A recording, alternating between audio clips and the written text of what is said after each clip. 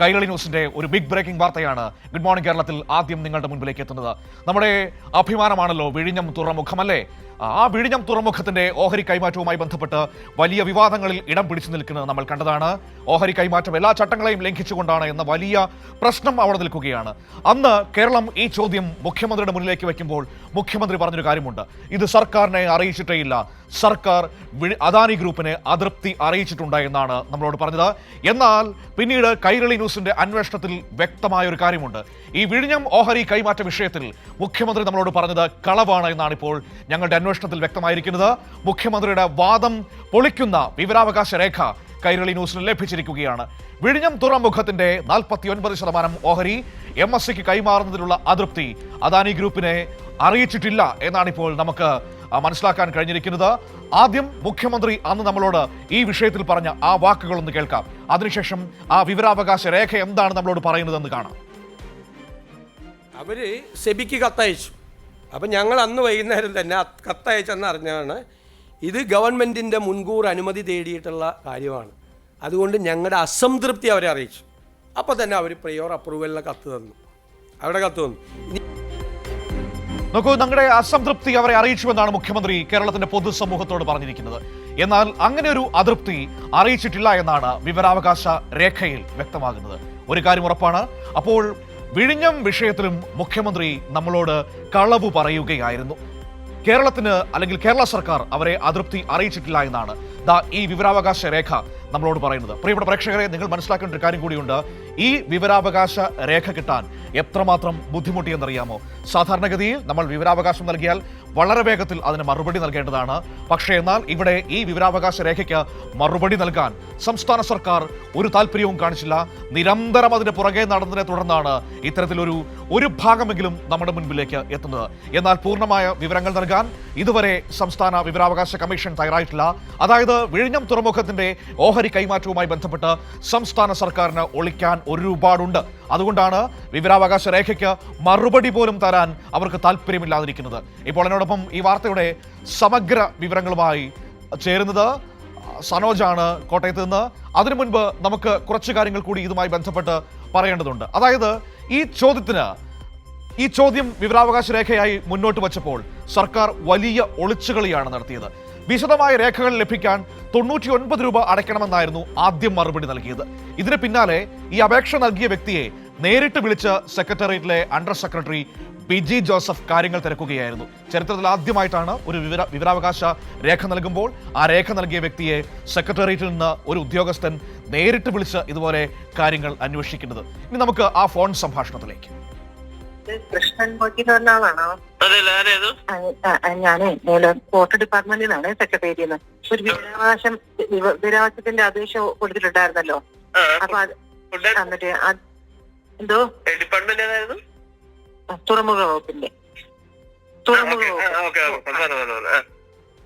അപ്പൊ ഞാൻ ചോദിക്കുന്നത്, ഇതിനകത്തെ ഫയൽ നോട്ടുകളുടെയും ഇലക്ട്രോണിക് ലിഖിത ആശയവിനിമയങ്ങളുടെയും പാർപ്പെന്ന് ചോദിച്ചിട്ടില്ലേ? അത് ഫുൾ ഫയൽ തന്നെയാണോ ഉദ്ദേശിക്കുന്നത്? ഫുൾ ഫയൽ ആയിട്ടാണ് ഉദ്ദേശിക്കുന്നത് അല്ലേ? അതിനകത്ത് ഒരു കുറെ പേജ് ഉണ്ട്, അതാണ് ചോദിച്ചത്. 340 പേജുകളോളം ഉണ്ട്. വേണോ അതോ? എന്തോ അത്രയും വേണമെന്നില്ല, ഉള്ള പോലെ അയച്ചത് മതി, കുഴപ്പമില്ല. അപ്പൊ നമുക്ക് ഇവിടെ നിന്ന് അദാനിയുടെ കത്ത് കിട്ടിയതിന്റെ കോപ്പി മാത്രം അതാണെങ്കിൽ അതിനാകുമ്പോ 50 അതത്രയൊക്കെ വരുള്ളൂ. 100 രൂപയ്ക്കകത്ത് ആ കത്തിന്റെ പകർപ്പുകൾ മാത്രം മതിയല്ലോ അല്ലേ?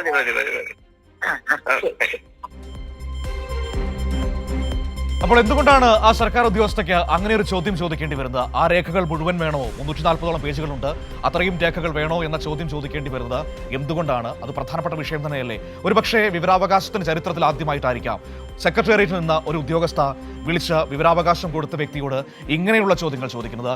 ഇത് ഇവിടം കൊണ്ടും അവസാനിച്ചില്ല. ആ ഉദ്യോഗസ്ഥ ഈ വിവരാവകാശം കൊടുത്ത വ്യക്തിയെ വീണ്ടും വിളിച്ചു. ആദ്യം ചോദിച്ചത് ഫീസ് അടച്ചിരുന്നോ എന്നായിരുന്നു അന്വേഷണം. ഇല്ലെങ്കിൽ വെയിറ്റ് ചെയ്യാൻ പറയുന്നു. 2 ദിവസത്തിനകം അടച്ചാൽ മതിയെന്ന് ഫോണിൽ നിർദ്ദേശിക്കുന്നു. ആ സംഭാഷണം കൂടി നമുക്കൊന്ന് കേൾക്കാം.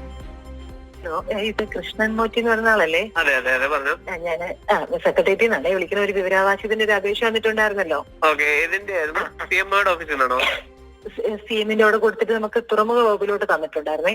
അപ്പൊ അതിന്റെ ഒരു കത്ത് ഇവിടുന്ന് അയച്ചത് കിട്ടിയായിരുന്നോ? പൈസ അടയ്ക്കാൻ പറഞ്ഞോണ്ട് കിട്ടിയെന്ന് അതിന്റെ ഡീറ്റെയിൽ എനിക്ക് അറിയണം. ഞാൻ നമ്പർ എന്റെ ഇല്ലായിരുന്നു കോൺടാക്ട് ചെയ്യാനായിട്ട്. നമുക്കിത് പൈസ അടച്ചു കഴിഞ്ഞാൽ നമുക്ക്, പക്ഷേ ഞാനേ ഒരു 2-3 ദിവസം ഒന്ന് വെയിറ്റ് ചെയ്തിട്ട് പൈസ അടച്ചാൽ മതി കേട്ടോ. അത് നമുക്കിവിടെ ഒരു ഫയൽ ഇതിന്റെ അകത്ത് പോയിട്ടുണ്ട്. അപ്പൊ അതിന്റെ ഒരു ഓർഡറും കൂടെ വന്നിട്ട് അടയ്ക്കാണ്. അപ്പൊ എന്തെങ്കിലും മാറ്റം ഉണ്ടെങ്കിലേ പൈസ അതുണ്ട്. അത് ഞാൻ വിളിച്ചു പറയാം കേട്ടോ. ശരി ശരി.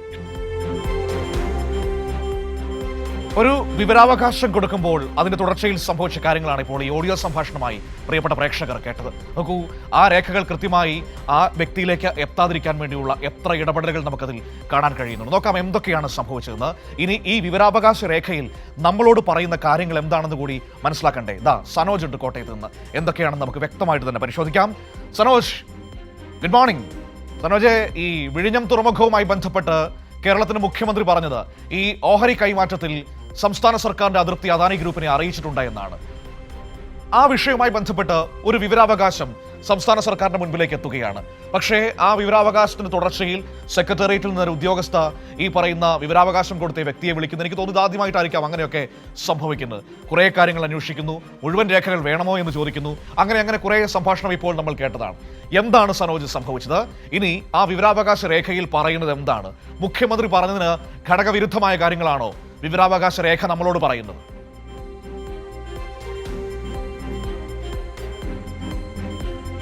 Good morning Manu. അതിനു മുമ്പ് ഒരു കാര്യം പറയാനുള്ളത്, പല കാര്യങ്ങളിലും കളവ് പറയുന്ന മുഖ്യമന്ത്രി ഏറ്റവും ഒടുവിൽ നമുക്കറിയാം വാർത്താ സമ്മേളനത്തിൽ തൻ്റെ സോഷ്യൽ മീഡിയ കോർഡിനേറ്ററുമായി ബന്ധപ്പെട്ടുകൊണ്ടുള്ള വിഷയത്തിൽ അദ്ദേഹത്തെ ആദ്യമായി കാണുന്നത് നവകേരള സദസ്സിലെ മർദ്ദനമേറ്റതിന് ശേഷമാണ് എന്ന് പറഞ്ഞ് പച്ചക്കള്ളം പറഞ്ഞ മുഖ്യമന്ത്രി അതിനു മുമ്പേ അദ്ദേഹത്തുമായി പരിചയമുണ്ടായിരുന്നു എന്ന് വ്യക്തമാകുന്ന തെളിവുകൾ അദ്ദേഹത്തിൻ്റെ സോഷ്യൽ മീഡിയ, അതായത് പ്രതിയായിട്ടുള്ള ആളിൻ്റെ സോഷ്യൽ മീഡിയ പേജിലെ ഫോട്ടോകളൊക്കെ തന്നെ പുറത്തു വരുന്ന കാഴ്ചകൾ നമുക്ക് കാണാൻ കഴിഞ്ഞിരുന്നു. അങ്ങനെ പലപ്പോഴും മുഖ്യമന്ത്രി കളവുകൾ പറയാറുണ്ട് തൻ്റെ കാര്യങ്ങൾ സ്ഥാപിക്കാൻ വേണ്ടി. പക്ഷേ പിന്നീട് അത് പൊളിയുന്ന കാഴ്ചയാണ് കാണാൻ കഴിഞ്ഞത്. അതുപോലെ ഒരു കൃത്യമായ കളവ് പൊളിക്കുന്നതാണ് ഇത്തരത്തിലുള്ള രേഖകൾ. ഇത് രേഖകൾ വെച്ചുകൊണ്ടാണ് മുഖ്യമന്ത്രി പറഞ്ഞത് പച്ചക്കള്ളമാണെന്ന് തെളിയിക്കുന്ന വിവരാവകാശ രേഖയിലൂടെയാണ് ഇത് നമുക്ക് പുറത്തു കൊണ്ടുവരാൻ കഴിയുന്നത്. ഈ വിഷയവുമായി ബന്ധപ്പെട്ടുകൊണ്ട് അദാനിയും MSC ഗ്രൂപ്പുമായി ബന്ധപ്പെട്ട് അദാനിയുടെ 49% ഓഹരി വിറ്റഴിക്കുന്നതുമായി ബന്ധപ്പെട്ടുകൊണ്ട് വലിയ തർക്കങ്ങളും വാദപ്രതിവാദങ്ങളും കഴിഞ്ഞ കുറേ കാലമായി നമ്മുടെ രാഷ്ട്രീയ മണ്ഡലത്തിൽ നിറഞ്ഞു നിൽക്കുകയാണ്. ഇതുമായി ബന്ധപ്പെട്ടുകൊണ്ടുള്ള ഒരു വിശദമായ വിവരങ്ങൾ ലഭിക്കുന്നതിൻ്റെ ഭാഗമായിട്ടാണ് കോട്ടയം സ്വദേശിയായിട്ടുള്ള ഒരു ചെറുപ്പക്കാരൻ വിവരാവകാശ നിയമപ്രകാരം അപേക്ഷ നൽകിയത്. അദ്ദേഹം അപേക്ഷ നൽകിയത് ജൂലൈ മാസം 3-ാം തീയതിയായിരുന്നു. ജൂലൈ മാസം 3-ാം തീയതി 7ഓളം ചോദ്യങ്ങൾ ഉന്നയിച്ചുകൊണ്ടാണ് അദ്ദേഹം അപേക്ഷ സമർപ്പിക്കപ്പെട്ടത്. ആ അപേക്ഷയിൽ മറുപടി ലഭിക്കുന്നത് ഇക്കഴിഞ്ഞ 3-ാം തീയതിയാണ്.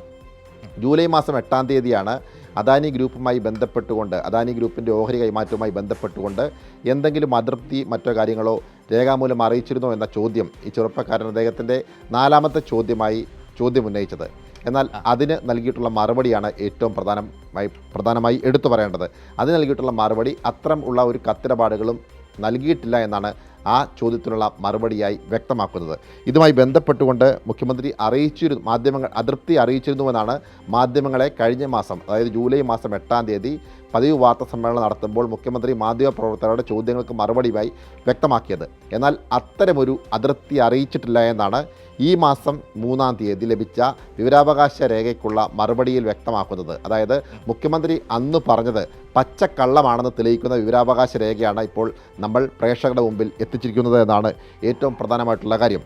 അതുമായി ബന്ധപ്പെട്ടുകൊണ്ട് മറ്റ് പല കാര്യങ്ങളും ഇതിനകത്തുണ്ട്. അതായത് ഈ അണ്ടർ സെക്രട്ടറി ഫോൺ വിളിക്കുന്ന ഒരു വിവരാവകാശ പ്രവർത്തകൻ ഒരു വിവരാവകാശ രേഖ ആവശ്യപ്പെട്ടുകൊണ്ട് അപേക്ഷ സമർപ്പിച്ചാൽ അതിന് കൃത്യമായി മറുപടി നൽകുക എന്നുള്ളതാണ് പ്രാഥമികമായിട്ടുള്ള ഉത്തരവാദിത്തം. അതുമായി ബന്ധപ്പെട്ടുകൊണ്ട് ഉത്തരവാദിത്തപ്പെട്ട ഉദ്യോഗസ്ഥർ അദ്ദേഹത്തെ വിളിക്കേണ്ട യാതൊരു സാഹചര്യവുമില്ല. എന്നാൽ ഇവിടെ സെക്രട്ടേറിയറ്റിലെ അണ്ടർ സെക്രട്ടറി ഈ വിവരാവകാശം നൽകിയ അപേക്ഷകരെ നേരിട്ട് വിളിച്ചു എന്നുള്ളതാണ് ഏറ്റവും പ്രധാനപ്പെട്ട കാര്യം. അതിൽ സർക്കാരിന് ഈ വിവരാവകാശ രേഖ എങ്ങനെയെങ്കിലും കൊടുക്കാതിരിക്കാൻ പലവിധ മാർഗങ്ങൾ അവർ നോക്കി. പക്ഷേ നടന്നില്ല. കൃത്യമായി രേഖ കൊടുക്കേണ്ട സാഹചര്യം സൃഷ്ടിക്കപ്പെട്ടു. ഇതുമായി ബന്ധപ്പെട്ടുകൊണ്ട് ഈ കത്തിടപാടുകൾ, അതായത് ഈ കരാറുമായി ബന്ധപ്പെട്ടുള്ള കത്തിടപാടുകൾ, അതുമായി ബന്ധപ്പെട്ടുള്ള കൂടുതൽ വിശദാംശങ്ങൾ ഒക്കെ ലഭ്യമാക്കണമെന്ന് അദ്ദേഹം ഈ വിവരാവകാശ രേഖയിൽ ഒരു ചോദ്യമായി ഉന്നയിച്ചിരുന്നു. ഇതുമായി ബന്ധപ്പെട്ടുകൊണ്ടാണ് അണ്ടർ സെക്രട്ടറി ഈ അപേക്ഷകനെ നേരിട്ട് വിളിക്കുകയാണ്.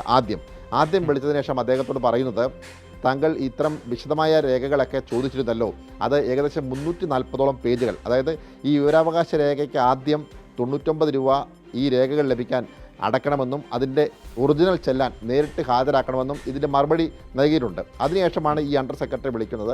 ഇത് 340ഓളം പേജുകളുണ്ട്, അതിൻ്റെ മുഴുവൻ പേജുകളും പകർപ്പുകളും ആവശ്യമുണ്ടോ? അപ്പം ഈ ചെറുപ്പക്കാരൻ പറയുന്നു, അത്രയും ആവശ്യമില്ല, പ്രധാനപ്പെട്ട കാര്യങ്ങൾ മതി, അങ്ങനെയാണെങ്കിൽ ഒരു 50 രൂപയൊക്കെ അടച്ചാൽ മതിയാകും എന്ന് പറഞ്ഞ് ഫോൺ സംഭാഷണം അവസാനിപ്പിക്കുകയാണ്.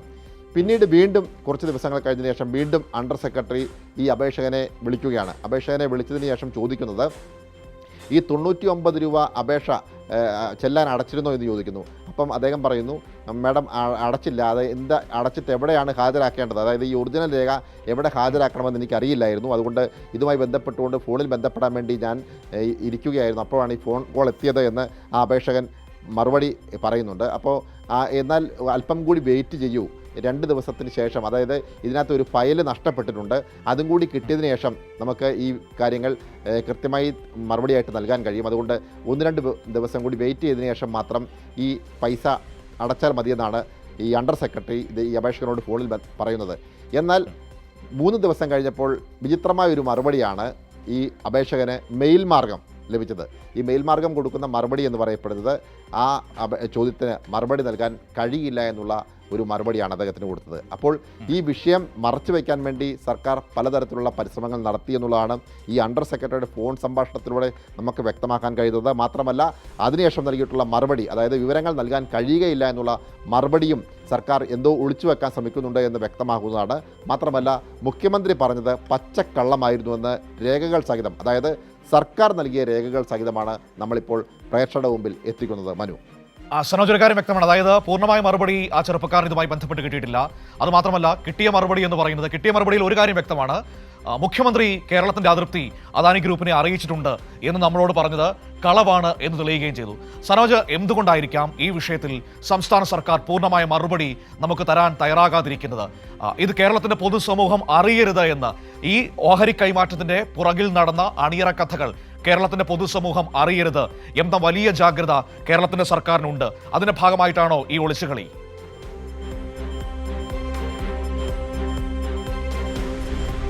തീർച്ചയായിട്ടും അതിനെ അങ്ങനെ തന്നെ വേണം കാണാൻ. കാരണം സർക്കാരിന് ഒരു വിവരാവകാശ പ്രവർത്തകൻ വിവരാവകാശ നിയമപ്രകാരം അപേക്ഷ സമർപ്പിക്കപ്പെടുമ്പോൾ അതിന് കൃത്യമായ വിവരങ്ങൾ നൽകുക എന്നുള്ള ഉത്തരവാദിത്തമാണ് അതുമായി ബന്ധപ്പെട്ടുകൊണ്ട് ഇരിക്കുന്ന ഉദ്യോഗസ്ഥരുടെ കർത്തവ്യം. എന്നാൽ ഇവിടെ അത് നിർവഹിക്കപ്പെട്ടിട്ടില്ല എന്നുള്ളതാണ് പ്രധാനപ്പെട്ട കാര്യം. കാരണം ഈ കാര്യങ്ങൾ ചോദിച്ചുകൊണ്ട് വ്യക്തമായ ചോദ്യങ്ങൾ കൃത്യമായ രീതിയിൽ ചോദിക്കുമ്പോൾ അതിന് മറുപടി കൊടുക്കാതിരിക്കാൻ കഴിയുകയില്ല. അപ്പോൾ എന്തെങ്കിലും ന്യൂനതകൾ ചോദ്യങ്ങളിൽ ഉണ്ടെങ്കിൽ ആ ന്യൂനതകൾ ചൂണ്ടിക്കാണിച്ചുകൊണ്ട് മറുപടി കൊടുക്കാതിരിക്കുക എന്നുള്ളതാണ് പലപ്പോഴും സർക്കാർ സംവിധാനങ്ങൾ ചെയ്യുന്നത്. പക്ഷേ ഇവിടെ ഇദ്ദേഹം കൃത്യമായ ചോദ്യങ്ങൾ ഉന്നയിച്ചിട്ടുണ്ട്. അതുകൊണ്ട് അതിന് കൃത്യമായ മറുപടി നൽകുക എന്നുള്ള ഉത്തരവാദിത്തം ആ ബന്ധപ്പെട്ട ഉദ്യോഗസ്ഥരുടെ കടമയാണ്. പക്ഷേ അത് എങ്ങനെ കൊടുക്കാതിരിക്കാമെന്നുള്ള ഒരു ഗവേഷണം ഇവർ ഇവിടെ നടത്തിയിട്ടുണ്ട്. അതുകൊണ്ട് തന്നെയാണ് ഈ വിഷയവുമായി ബന്ധപ്പെട്ടുകൊണ്ട് ഈ MSC അദാനി ഗ്രൂപ്പിൻ്റെ ഇടപാടുകൾ സംബന്ധിച്ചുള്ള എന്തെങ്കിലും ഇടപാടുകളെ സംബന്ധിച്ചുള്ള വ്യക്തമായ രേഖകളുണ്ടോ, അങ്ങനെ രേഖകളുണ്ടെങ്കിൽ ആ രേഖകളുടെ കൃത്യമായ പകർപ്പുകൾ ഇലക്ട്രോണിക് മാധ്യമവുമായി ബന്ധപ്പെട്ടുകൊണ്ട് നടത്തിയ ഇടപാടുകളുടെ പകർപ്പുകളൊക്കെ തന്നെ തനിക്ക് ആവശ്യമുണ്ട്, അതുകൂടി ലഭിക്കണമെന്നാവശ്യപ്പെട്ടുകൊണ്ട് ഈ അപേക്ഷകൻ ചോദ്യമായി ഉന്നയിച്ചത്. അപ്പോൾ സ്വാഭാവികമായും അത് നൽകാമെന്നും, കാരണം കൂടുതൽ പേജുകൾ അപേക്ഷകൻ ലഭിക്കേണ്ടതുണ്ടെങ്കിൽ ഒരു പേജിന് നിശ്ചയിച്ചിട്ടുള്ള തുക വെച്ച് ആ പണം അടയ്ക്കേണ്ടതായിട്ടുണ്ട്. അതുകൊണ്ട് തന്നെയാണ് ഈ തുക 99 രൂപ ചെല്ലാനടച്ച് അതിൻ്റെ ഒറിജിനൽ ഹാജരാക്കണമെന്ന് ഈ അപേക്ഷയ്ക്ക് മറുപടിയായി നൽകിയിട്ടുള്ളത്. അത് അടയ്ക്കാൻ ആ ചെറുപ്പക്കാരൻ തയ്യാറായിരുന്നു. അദ്ദേഹം തയ്യാറാവുന്നതിനിടയിൽ ആണ് ഈ അണ്ടർ സെക്രട്ടറി ഇദ്ദേഹത്തെ ഫോണിൽ ബന്ധപ്പെടുന്നത്. ഇദ്ദേഹത്തെ ഫോണിൽ ബന്ധപ്പെട്ടതിന് ശേഷം ആദ്യം പറയുന്നത് ഇത് ഇത്രത്തോളം പേജുകളുണ്ട്, അതുകൊണ്ട് അത്രയും പേജുകൾ വേണമെന്നൊക്കെ ചോദിക്കുന്നുണ്ട്. അദ്ദേഹത്തിന് ഒരുപക്ഷെ 340 പേജ് എന്ന് പറയുമ്പോഴത്തേക്കും എത്ര രൂപ കെട്ടിവെക്കണം എന്നുള്ളതിനെ സംബന്ധിച്ചുള്ള ചർച്ചകളൊക്കെ ഇതിനിടയിൽ നടക്കുന്നുണ്ട്. എന്തായാലും ഈ വിഷയവുമായി ബന്ധപ്പെട്ടുകൊണ്ട് ഈ 99 രൂപ കെട്ടിവെക്കാൻ അദ്ദേഹം തയ്യാറായിരുന്നു. അതിനുള്ള തയ്യാറെടുപ്പുകൾ നടക്കുകയായിരുന്നു.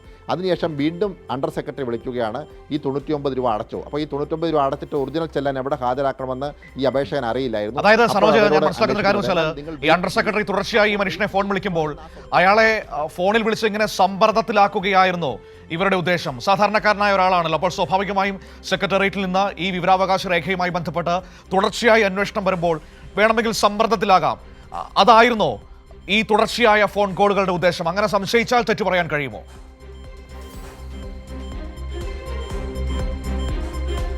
ഒരിക്കലും തെറ്റുവരാൻ കഴിയുകയില്ല. കാരണം അദ്ദേഹത്തെ വിളിച്ചതിന് ശേഷം സ്വാഭാവികമായിട്ടും അദ്ദേഹം വേണ്ടതില്ല എന്ന് ആവശ്യപ്പെട്ട് കഴിഞ്ഞാൽ അദ്ദേഹം പറഞ്ഞതിൻ്റെ അടിസ്ഥാനത്തിലാണ് അപേക്ഷ മറുപടിയായി കൊടുക്കാതിരുന്നത് എന്ന് വരുത്തി തീർക്കാൻ വേണ്ടിയുള്ള ഒരു പരിശ്രമം അണ്ടർ സെക്രട്ടറിയുടെ ഭാഗത്തു നിന്നും ഉണ്ടായിട്ടുണ്ട് എന്ന് വേണം വിലയിരുത്താൻ. പക്ഷേ അണ്ടർ സെക്രട്ടറി ഇതിന് ശേഷം രണ്ടാമത് വിളിക്കുന്ന ഫോൺ സംഭാഷണത്തിൽ നമ്മൾ ശ്രദ്ധിച്ച് കേൾക്കേണ്ട ഒരു കാര്യമുണ്ട്. കാരണം ഇതിൻ്റെ ഒരു പ്രധാനപ്പെട്ട ഫയൽ മിസ്സായിട്ടുണ്ട്. അതുകൂടി ലഭിച്ചതിന് ശേഷം 2-3 ദിവസത്തിനുള്ളിൽ മറുപടി നമുക്ക് കൂടുതൽ വ്യക്തമായി മറുപടി നൽകാൻ കഴിയുമെന്നാണ് ഈ അപേക്ഷകനോട് ഫോണിൽ സംസാരിക്കുമ്പോൾ അണ്ടർ സെക്രട്ടറി വ്യക്തമാക്കുന്നത്. പക്ഷേ ഈ എന്ത് ഫയലാണ് മിസ്സായത് എന്ന് അണ്ടർ സെക്രട്ടറി പറയുന്നില്ല. അങ്ങനെ മിസ്സായിട്ടുണ്ടോ എന്നുള്ളതിനെ സംബന്ധിച്ചുള്ള മറുപടി പറയേണ്ടത് അണ്ടർ സെക്രട്ടറിയും സർക്കാർ സംവിധാനങ്ങളുമാണ്.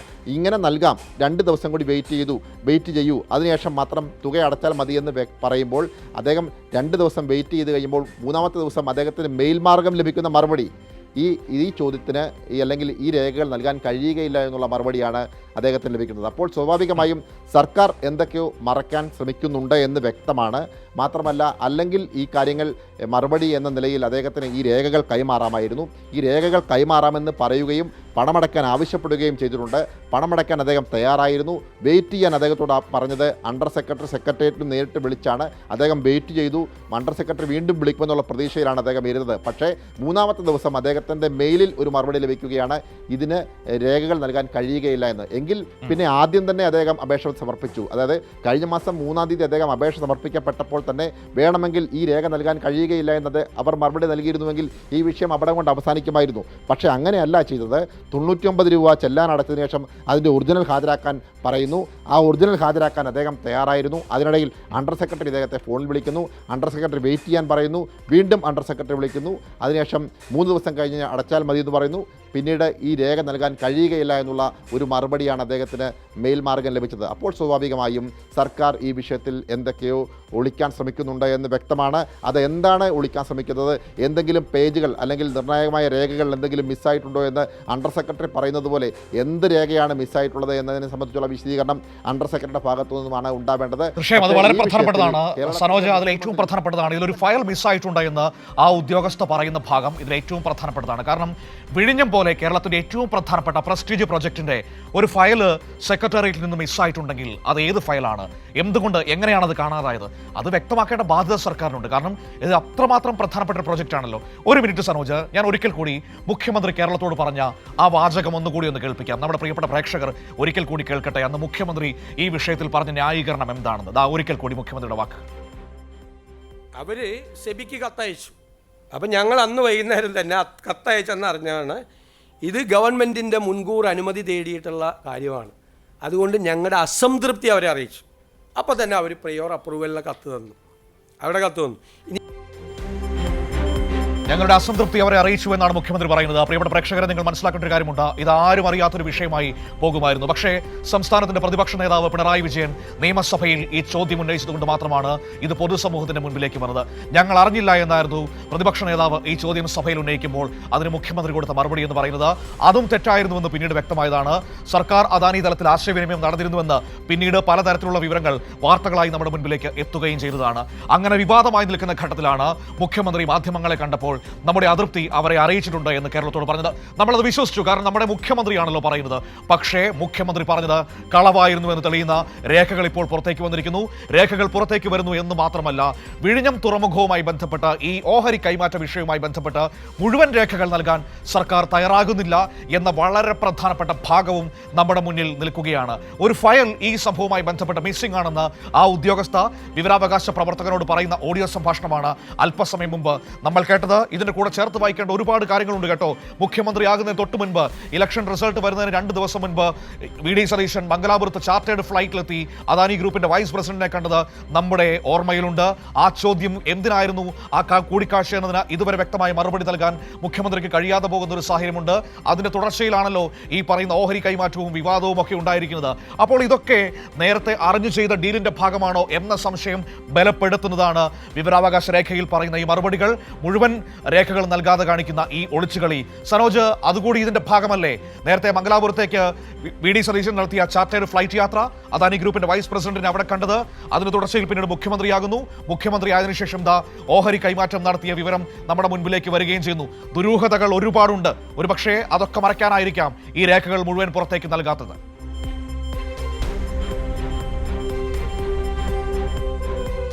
തീർച്ചയായിട്ടും അത്തരം ദുരൂഹതകൾ ഒരുപാട് ഈ വിഷയവുമായി ബന്ധപ്പെട്ടുകൊണ്ടുണ്ട് എന്ന കാര്യത്തിൽ തർക്കമില്ല. അത്തരം ദുരൂഹത നിറഞ്ഞ ഇടപെടലാണ് ഈ വിവരാവകാശ രേഖയുമായി ബന്ധപ്പെട്ടുകൊണ്ടുള്ള ചോദ്യങ്ങൾക്ക് മറുപടിയായി നൽകിയിട്ടുള്ളത്. അതിനുശേഷമുള്ള ഫോൺ കോളുകളിലൂടെ ഉള്ള സംഭാഷണത്തിലൂടെ വ്യക്തമാക്കാൻ കഴിയുന്നത്. എന്തായാലും ഈ വിഷയത്തിൽ സർക്കാർ എന്തൊക്കെയോ മറയ്ക്കാൻ ശ്രമിക്കുന്നുണ്ട് എന്ന് കാര്യങ്ങൾ വ്യക്തമാണ്. കഴിഞ്ഞ മാസം 3-ാം തീയതി നൽകിയ അപേക്ഷ അതിനുശേഷം അതൃപ്തി അറിയിച്ചിരുന്നോ എന്ന് ചോദിച്ചുകൊണ്ടാണ് ഈ വിഷയവുമായി ബന്ധപ്പെട്ടുകൊണ്ട് ഈ വിവരാവകാശ പ്രവർത്തകനായിട്ടുള്ള ഈ ചെറുപ്പക്കാരൻ അപേക്ഷ സമർപ്പിച്ചത്.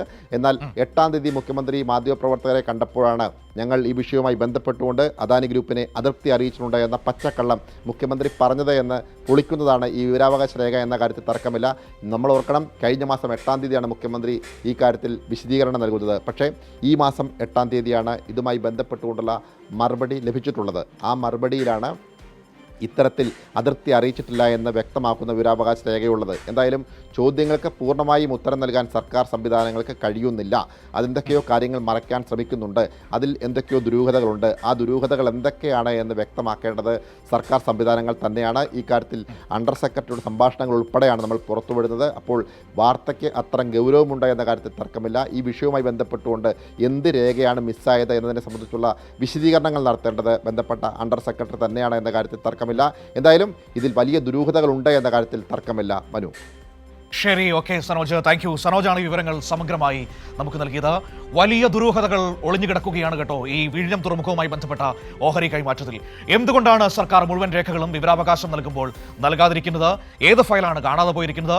ആ ഫയലിൽ എന്തൊക്കെയാണ്? കേരളത്തിന് അറിയാൻ ഒരുപാടുണ്ട്. എന്തുകൊണ്ടാണ് അതൃപ്തി അദാനി ഗ്രൂപ്പിനെ അറിയിച്ചുവെന്ന് കേരളത്തിന്റെ മുഖ്യമന്ത്രി നമ്മളോട് കളവ് പറഞ്ഞത്? അനവധി ചോദ്യങ്ങൾ ബാക്കിയാണ്. പക്ഷേ ഇതിനൊന്നും ഉത്തരമില്ല. ചോദ്യങ്ങൾ ചോദിച്ചാൽ മുഖ്യമന്ത്രി മറുപടി പറയില്ല. ചോദ്യങ്ങൾ ചോദിക്കുന്നവരെ കൈരളിയല്ലേ, ദേശാഭിമാനിയല്ലേ എന്ന് ചോദിച്ച് പരിഹസിക്കുന്നതാണ് ശീലം. പക്ഷേ ഈ ചോദ്യങ്ങൾ അത് അന്തരീക്ഷത്തിൽ നിൽക്കുക തന്നെ ചെയ്യും. ഇത് ചുമ്മാ ആകാശത്തു നിന്ന് എന്തെങ്കിലും എടുത്ത് പറയുന്നതല്ല. അത് രേഖകൾ സഹിതമാണ് കൈരളി ന്യൂസ് മുഖ്യമന്ത്രി നമ്മളോട് പറഞ്ഞത് കളവാണ് എന്ന് തെളിയിക്കുന്ന വാർത്ത പുറത്തേക്ക് വിട്ടിരിക്കുന്നത്.